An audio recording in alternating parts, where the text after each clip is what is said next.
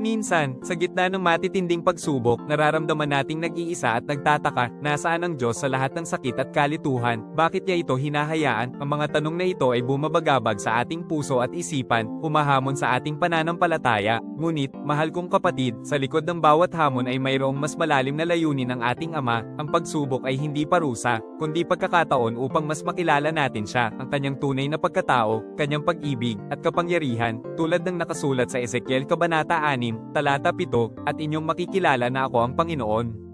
Ang kanyang mga paraan ay higit sa ating nauunawaan. Sa huli, ang mga pagsubok ay hindi upang sirain tayo, kundi upang patatagin, linisin, at ailapit sa kanyang walang hanggang pag-ibig at kapayapaan. Sa pamamagitan ng apoy ng pagsubok, lumalabas tayong mas matatag, mas malalim ang pangunawa, at handang tumanggap sa buhay na nakasentro sa kanya. Tunay nating masasabi na nakilala natin siya, ang ating Panginoon at tagapagligtas.